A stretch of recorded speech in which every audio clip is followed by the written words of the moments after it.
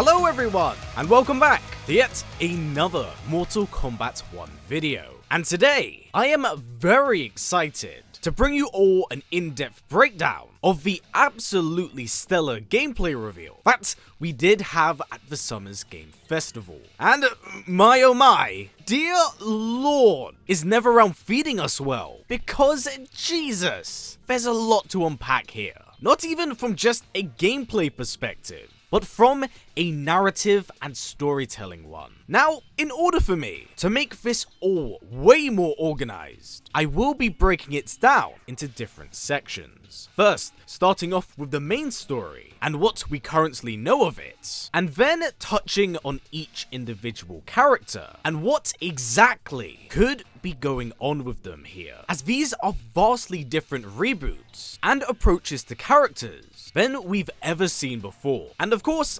finally, I will be touching on the gameplay itself, because this trailer is incredibly layered in the amount of attention to detail and ideas on display. It's actually kind of insane. So, without any further ado, let's just jump right into things and begin by talking about the story. Now, narratively, the team are still staying rather tight-lipped with what exactly is going on here. The premise of this story seems incredibly interesting, as it looks like Liu Kang is traveling across the world, hunting down worthy champions to recruit them to his side, as we do see this with Kung Lao and presumably Johnny Cage.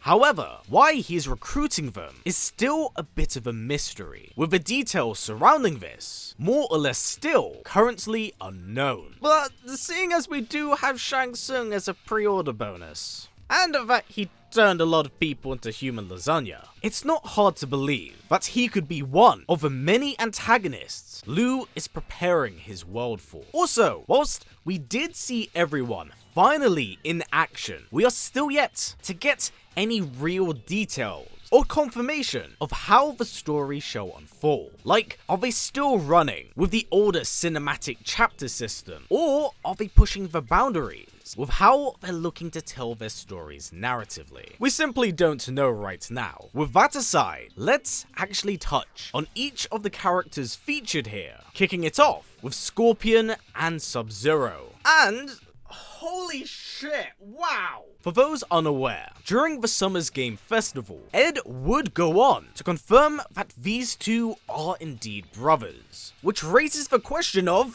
who the hell is who? Is this Bihan? Is this Kuai Lang? Is it Hanzo Hasashi? But what could be a slight indication is their dress attire, because whilst their colours may be different, when we look at their uniforms and see the small medallion on the left side of their chest, we can see a Lin Kuei symbol, maybe implying that the two brothers we see here could be Bihan and Kuai Lang. And in many ways, it kind of makes sense here, because the Hellfire ability isn't exclusively tied to Hanzo as a character. This was all drawn from his time as a Spectre. So did one of them die at some point? Because this Scorpion definitely lacks that Revenant look. That's the only sense I can make of this so far. Now, talking about designs, when we look at the Scorpion tattoo on this man's bicep, if we're theory crafting, then maybe one brother was raised in the Lin Kuei, whilst the other was raised in the Shirai Ryu. So at some point, the two sides could come together under a new and different banner, thus quelling the eternal blood feud between the two. Also, worth noting, during the gameplay segment, we do see Scorpion perform a slide of sorts with his sickle and chain. Understandably, very reminiscent of what Sub-Zero does. So, I could be right about this idea. Then again,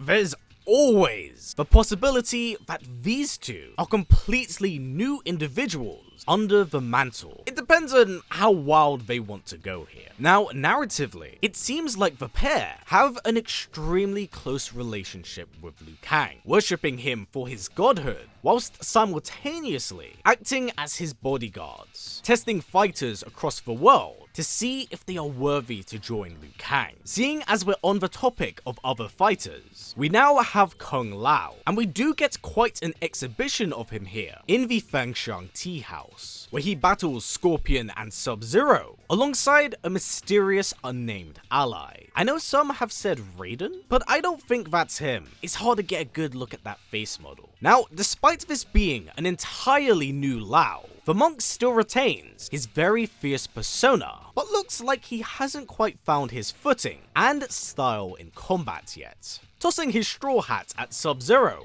much to his annoyance. But he makes it incredibly clear that he's very comfortable with bladed weapons. So what we see here could essentially become a catalyst for him later acquiring his hat. So not long after fighting the brothers and defeating a handful of ninjas, he and his new ally would be recruited by Liu Kang. And mentioning Liu Kang here, he makes quite a few appearances during the story segment, with us first seeing him in disguise under a cloak, looking like he's about to travel out to the Jedi Temple and hang out with the younglings. Totally nothing sinister. But yes, it looks like he's taken on this disguise to hide his appearance in public, only dropping it later on during his gameplay segment and when he's at Johnny's villa. Talking of Johnny, this presumably now takes us to his estate in the Beverly Hills. Here, we not only get a good look at him design-wise, but the actor looks to be in his prime, being not only much younger than his 11 counterpart, but he's had an incredible slew of success, at least from what we can tell with the amount of awards in his background. I mean, the house alone with the interior pool says a lot about his character. And along with this, Johnny seems to have gone back to having his cocky and arrogant attitude. But clearly, this isn't something he can't back up, as it looks like he has defeated and restrained Kenshi. And with us talking about Kenshi, things seem to be drastically different with him here. Here, the Takahashi is on the hunt for his ancestral sword, Sento, currently being used as a decoration piece in Johnny Cage's home. But what everyone is talking about here is the new look that Kenshi has taken on, being very Yakuza-esque in design, as you can see tattoos run down onto his hand. And of course, the elephant in the room, he's actually not blind here, so it kind of reinforces the idea that the Shang Tsung featured at the end of the first trailer isn't from this timeline or Lu's vision. Also, with him being a member of the Yakuza, this could softly imply that the royal lineage he derives from may have in fact turned to a life of crime, lurking within the shadows. We still don't ever really know how this lineage fell, but clearly it did so bad that they lost a legacy blade. So Kenshi could be hunting it down for wealth or power, but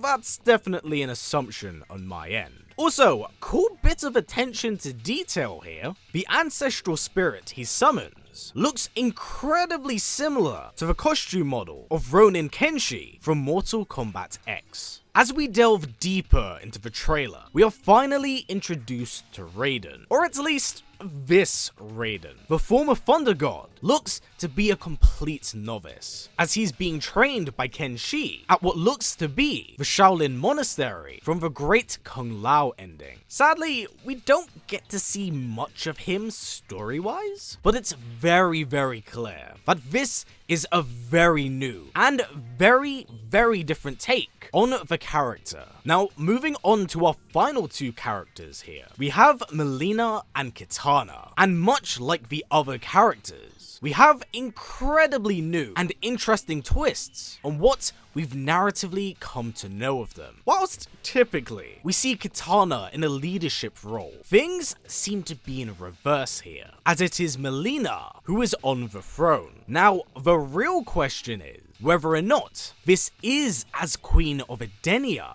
or Khanum of Outworld. because when we look at these two stages, I believe it's taking place in either realm, so the sisters could be in a similar position, but on two different sides of the same coin. Also, worth pointing out that on that Edenia stage, there's a lot of royal purple, including the furniture, so I believe that this indicates that Sindel is alive here, and that she herself could actually still be queen, having it so Katana is still princess, whilst Melina goes on to become Khanum of Outworld. But that's definitely a theory on my part. Now back to the story side of things, it's very clear that something isn't entirely right with Melina, as it looks like her Tarkatan roots seem to be taking grasp of her better nature, threatening her new position with possibly exile. Thus, it looks like she's seeking a cure, or at least a way to hide her transformation. I also super like the dynamic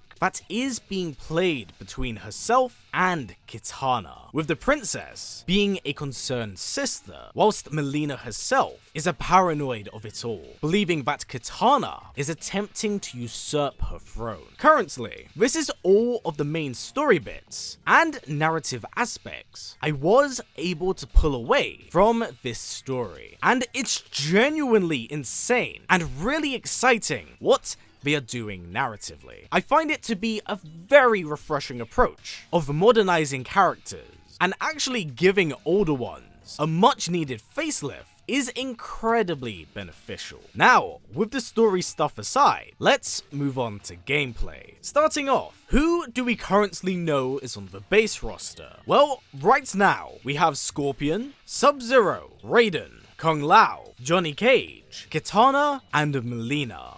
And on the cameo assist roster, we have Jax, Goro, Sonya, Striker, and Kano. So quite the array and choice of characters here. Again, interesting attention to detail is that the cameo characters all seem to retain older legacy costumes. This has probably been done to help differentiate main characters to that of the cameo ones, especially seeing as you can pick the same character as well as the same assist cameo. And just to clarify any confusion, because this trailer is packed, is that characters on the base roster can be assigned to both a playable and cameo role, whereas cameo characters themselves are strictly left as a tag assist. Thus, we don't know if characters like Sonya and Jax will become fully playable. Currently, from what we see in the trailer, we have 7 different stages, with a few of them having day-night cycles. We also actually have the return of an old school legacy stage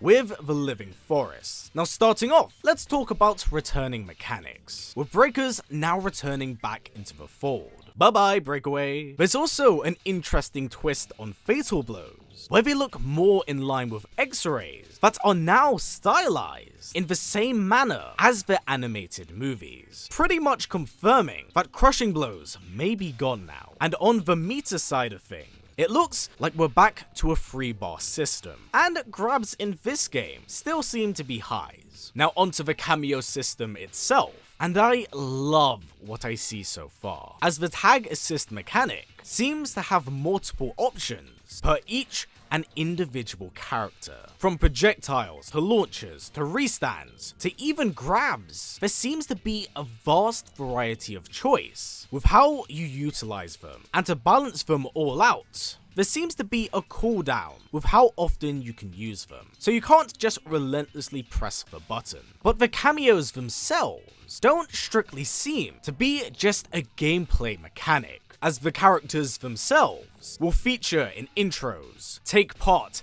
and participate in Fatal Blows, and be the individual to snap breakers. It's a really cool idea, and the icing on the cake right now is that the cameo characters also have their own fatalities, and it looks like due to the older cameo designs, but the characters we see on the cameo roster could very well have older fatalities in the series, as we get to see Sub-Zero's spine rip and Kano's heart attack. Gameplay-wise, there seems to be a blend of ideas all across the board here from different eras of Mortal Kombat, having the explosive combo system and freedom of Mortal Kombat X, while still retaining the more footsie-focused elements of 11, and then having air juggle combos from the 3D trilogy of games. It's actually insane how many ideas are blended here. Like I said, there's a lot to talk about here, and in terms of sheer gameplay, I'm so thrilled with what